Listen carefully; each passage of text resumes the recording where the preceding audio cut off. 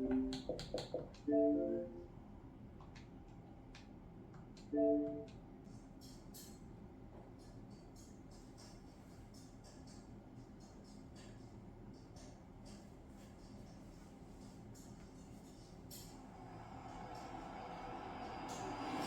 Sport, it's in the game.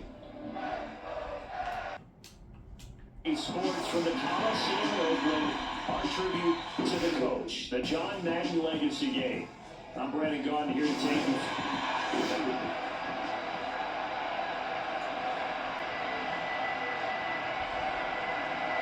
The Coliseum back to its original 70s glory. What a scene in the East Bay, and we're underway in the John Madden Legacy Game. He will be brought down here inside the 20. Good coverage as he's dropped to the 17. So it's the NFC stars who will get the ball first. And Charles, as we alluded to, we've got a different era of coach on each sideline. So the man coaching this NFC squad, we'll call him Young John Madden. This is a coach who is trying to establish a foothold in the NFL and on the cusp of doing it very successfully. Yeah, you think back to that period, those early days as a coach in the Raiders, the late 60s in the NFL, and then in the NFL in the early 70s. Coach was a guy who was ahead of his time. The Raiders were one of the first teams to have mini camps, one of the first to film practice, because he wanted to practice coaching as much as he could.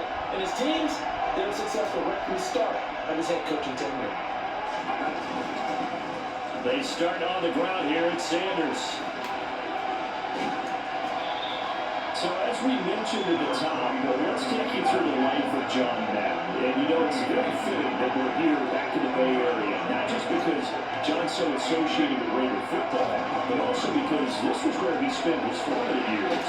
He grew up in the Daly City with his buddy John Robinson, who would also become an NFL head coach. He played his high school ball at Jefferson High, eventually wound up playing tackle at the University of Oregon, and later Cal Poly St. Louis Obispo. Played well enough that in 1958, he was a 21st round draft pick of the Philadelphia Eagles. That's right, they drafted 30 rounds then. He rifles Robinson, intercepted. Contact by the 13-time Pro Bowler Ray Lewis. That's kind of a double whammy. I mean, the interception on the opening drive, that's one thing, but to give him this field position, that's another. Absolutely perfect start for this defense. They take the ball away on the opening possession. They know that their offense will get the ball to start the second half. They line them up in field goal position, and to me, they can't find anywhere to go with it, and it goes down. Multiple players combined for their team's first sack of the game. And they get to him right out of the gate, and this defense hoping that that's a harbinger of things to come. Yeah, when you give up a first play sack, makes your quarterback wonder if he's going to go to the sidelines and talk with his offense coordinator and head coach and say, hey, you know that game plan we put together? We might need to change it right now. They'll line with the 85 MVP Marcus Allen, and he is met in his tracks behind the line of scrimmage. And it looks like we've got a dime set here defensively, 6 DBs in the game. Now Brady. Trying for Brady, it's intercepted.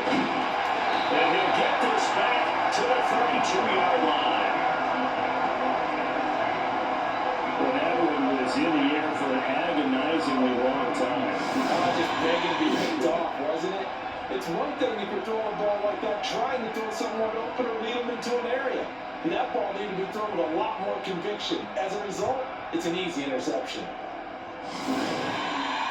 The NFC offense coming out here, and you know, Charles, Coach Madden always said that if he had one drive to win a game and he had to pick a quarterback, he would pick Kenny Stabler. But I think if you asked him to omit any of his Raiders players, there's a good chance the guy he'd select would be Brett Favre. Brett Favre was always smiling. He's always laughing. He's always talking to someone. He remembers that it's a game. And if it's a game, you should have fun. And Brandon, that always reminds me of a great movie line where one of the players was telling the coach, every time I say it's a game, you say it's a business. And every time I say it's a business, you say it's a game. With Coach, it was always a game. And Charles, you mentioned Coach was a 21st round draft pick back in 1958. It was the Philadelphia Eagles who selected him. But unfortunately for John, knee problems, they just continued to dog him. He was hurt in his first training camp. Actually never saw the field as a player in the NFL. But it was still during his time with the Eagles. You and I were talking about this before going on air. That you could start to see the light bulb going on for what his career path might entail. And it went on in a big way, didn't it? Because while he was rehabbing his knee, he started to spend a lot of time breaking down film with the Eagles. With quarterback Norm Van Brocklin, a future Hall of Famer and future head coach in the NFL. Remember, when Van Brocklin coached with the Falcons, he coached with the Vikings. And it's there, during that time, I think Coach Madden realized his love for football and love for teaching, combining all that together, and that meant being a football coach. So in 1960, began his coaching career with small San Luis. The AMC with the football here to begin the second quarter. So from inside the 20, here's 1st and 10 at the 18. They go back to the air here after the INT on the last drive. And he's going to go down. He's sacked back at the 24. Buried by multiple defenders on the drive's first play. After the sack on the first down, Brady. And he went backwards.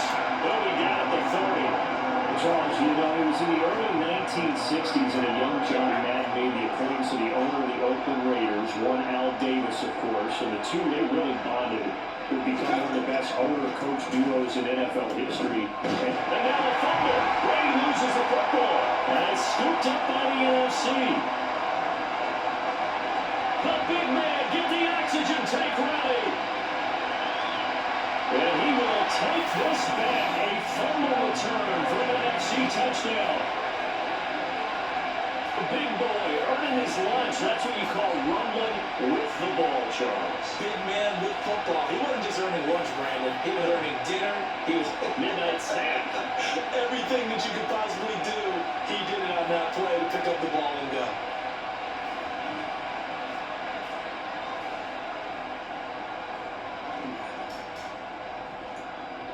Morton Anderson down for the extra point.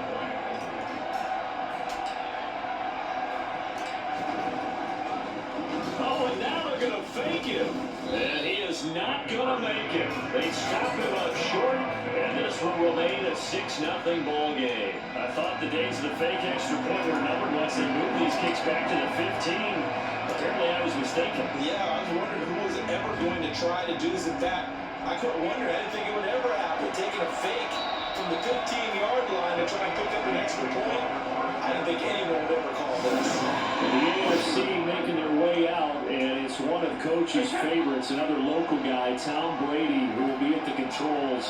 And boy, Coach always admired the way number 12 could run an offense, and especially his ability to stay calm under pressure. Tom Brady is a guy who's always looking downfield. He never looks at the rush. He hangs in the pocket, and he makes a throw. He's a cool guy, and he's a tough guy. Let me tell you, there's no one calmer in the pocket than Tom Brady. And I know that Coach has a great appreciation for Tom Brady, who turned 45 back on August 3rd, because Coach coached a guy like him in George Blander, who played a long time in the NFL. In this game, it features legends and active players. Tom Brady qualifies as both. And we want to let you know, give you a fair warning, that coming up at halftime, the folks at EA Sports have put together a very nice package in tribute to Coach Madden. So make sure you stick around for that. Again, coming up at halftime. And he's going to lose yardage here. A loss of a yard, and it brings up 4. On is the Hall of Famer Ray Guy to punt this away on 4th down.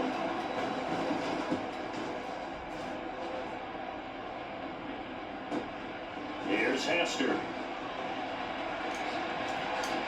And he gets this up to the 34 out of bounds there. The NFC heading back out. Hall of Famer Randy Moss, a part of this offense. And Coach Madden, boy, he always appreciated the ferociousness with which number 84 attacked the football in the air. As Randy Moss says, just chuck it up there, dog, and I'll go get it. And Coach, boy, did he ever go get it. Over 15,000 receiving yards, 156 touchdowns. And how about this? From his rookie year of 1998 until 2009, those were his prime seasons, right? He led the league in touchdowns 5 times, but even more so, he showed us all how to go up and get it. Great body control. No one's ever done it better throwing the ball in the air.